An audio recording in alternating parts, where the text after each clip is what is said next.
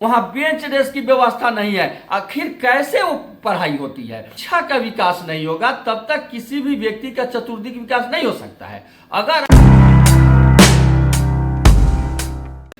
भगवान राम की जन्मभूमि, गांधी की कर्मभूमि और क्रांतिकारियों की भूमि चंपारण के वाल्मीकि नगर से 23 दिसंबर से शुरू होने वाले मुख्यमंत्री की प्रगति यात्रा में हम तमाम बिहार वासी, चंपारण वासी उनका हार्दिक अभिनंदन करते हैं, स्वागत करते हैं।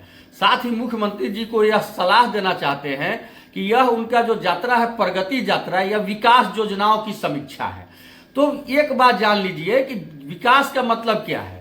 जब तक शिक्षा का विकास नहीं होगा तब तक किसी भी व्यक्ति का चतुर्दिक विकास नहीं हो सकता है। अगर आप बढ़िया पुल बनाते हैं और वह पुल खराब बन जाता है, ढह जाता है, तो आप फिर नया पुल बना लीजिएगा। अगर आप 10 करोड़ में रोड बनाते हैं, वो रोड टूट जाता है, तब 20 करोड़ का नया रोड बना लीजिएगा।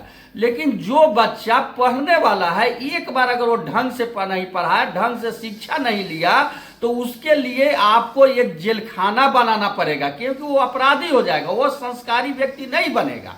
इसलिए विकास का मतलब है शिक्षा का विकास, और शिक्षा के विकास से ही चतुर्दिक विकास संभव है, बिहार का विकास संभव है। इसलिए मुख्यमंत्री जी से आग्रह करेंगे कि आप तमाम विकास में सर्वप्रमुख प्राथमिकता शिक्षा के विकास को दीजिए। और यह तभी संभव है जब आप प्रोग्राम बना करके नहीं, आप जिस विद्यालय को चुनते हैं सिर्फ उसी विद्यालय पर पूरा जिला प्रशासन फोकस करके उसको चमका देता है, और आपको लगता है कि बिहार के सारा विद्यालय ऐसा ही। आप गाड़ी से चल रहे हैं, अचानक किसी विद्यालय में घुस जाइए और देखिए वहां क्या स्थिति है। आपको तब पता चलेगा कि मात्र 2 कमरे में 13 क्लास चल रहे हैं, 800-500 बच्चे वहां एडमिटेड हैं, वहां बेंच डेस्क की व्यवस्था नहीं है। आखिर कैसे वो पढ़ाई होती है? और ये तमाम बातों की आपको जानकारी तब मिलेगी जब आप शिक्षक प्रतिनिधियों को बुलाएंगे। आपसे आग्रह है कि आप जहां भी समीक्षा बैठक करेंगे, हर जिला में आपका समीक्षा बैठक होगा, वहां आप शिक्षक प्रतिनिधि को अवश्य उस बैठक में शामिल कीजिए। उनसे आप उनकी समस्या को सुनिए और उनके समाधान कीजिए, तभी आपका प्रगति यात्रा सार्थक होगा, वरना यह यात्रा आपका असफल हो जाएगा और इस यात्रा का कोई मतलब नहीं होगा। हर विद्यालय का जो माध्यमिक उच्च माध्यमिक विद्यालय है उसके अध्यक्ष माननीय विधायक जी हैं, जो प्राइमरी और मध्य विद्यालय है उसके अध्यक्ष वार्ड मेंबर है। यह भी एक बड़ा कारण है, आप उसकी भी समीक्षा कीजिए अलग से हेडमास्टर को कि क्या समस्या है।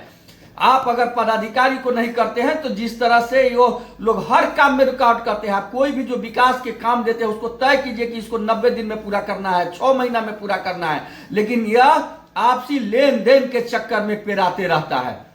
मैं मुख्यमंत्री जी से यह भी कहना चाहता हूं कि शिक्षा के विकास के बिना किसी विकास का कोई मतलब नहीं है। इसलिए शिक्षा का विकास होगा तभी संस्कार का विकास होगा, और हम शिक्षक भी समाज के ही अंग है। आप समाज के विकास कर रहे हैं, हम शिक्षक भी समाज के ही अंग है। हम समाज से कोई अलग लोग नहीं है। इसलिए आप हमारे प्रतिनिधि से वार्ता कीजिए, आप हमारे प्रतिनिधि को उसमें रखिए। जो शिक्षा में कमी है, अगर शिक्षक में कमी है तो उसको भी हम दूर करेंगे। छात्र में कमी है, अभिभावक में कमी है, इंफ्रास्ट्रक्चर में कमी है, इस बात की जानकारी आपको यहाँ के पदाधिकारी नहीं होने दे रहे हैं, आपके आगे पीछे रहने वाले लोग नहीं होने दे रहे हैं। इसलिए समस्या दिन प्रतिदिन बढ़ती जा रही है। और आपका यह जो प्रगति यात्रा है, वह अगर आप शिक्षक प्रतिनिधियों से बात करके शिक्षा के विकास में काम नहीं किए तो आपका प्रगति यात्रा बिल्कुल निरर्थक होगा, बेकार होगा, इसका कोई मतलब नहीं रहेगा। इसलिए एक विद्यालय अगर सही ढंग से चले तो वह 10 जेल को बंद कर देता है, और एक विद्यालय के अगर सभी बच्चे खराब हो जाए तो उनके लिए एक जेल खाना अलग से बनाना पड़ेगा। अंत में मैं मुख्यमंत्री जी से करबद्ध आग्रह करता हूं कि आप शिक्षा के विकास पर ध्यान दीजिए। आज शिक्षक बहुत समस्या से जूझ रहे हैं, बहुत समस्या। आपका लाल फीताशाही, अफसरशाही इतना हावी हो गया है कि उसका समाधान नहीं हो पा रहा है। ट्रांसफर की समस्या, एक आदमी मैं आपको बता दूं, 70 साल 80 साल के जो बुजुर्ग हैं, 90 साल के बुजुर्ग हैं, जिनको प्रवरण वेतनमान नहीं दिया आपके भ्रष्ट पदाधिकारी डीओ डीपीओ ने, जो दोहरा रहा है 10 साल 15 साल से, हाई कोर्ट का डिसीजन लेकर के हुआ गए, फिर भी डीओ भेजते हैं किरानी के यहाँ, किरानी भेजते हैं डीओ के यहाँ, नहीं हो रहा है। यह तभी समाधान होगा जो मानिएगा आज तमाम डीओ डीपीओ आपके बेंच डेस्क बेचने में लीन है, अकंठ भ्रष्टाचार में लीन है। जब तक शिक्षक प्रतिनिधि से बात करके आप उन समस्या को जानेंगे नहीं, उनका समाधान करेंगे नहीं, तब तक आपके प्रगति यात्रा का कोई मतलब नहीं है। यह प्रगति यात्रा बिल्कुल व्यर्थ जाएगा। इसलिए प्रगति यात्रा को अगर सार्थक बनाना है तो आप सभी जिला में बैठक में शिक्षक प्रतिनिधि को शामिल कीजिए, उनकी समस्याओं को सुनिए और उनका समाधान कीजिए। शिक्षा का विकास तभी होगा, शिक्षा का विकास से ही बिहार का विकास होगा। इन्हीं शब्दों के साथ आपका केशव कुमार, प्रदेश अध्यक्ष शिक्षक संघ बिहार।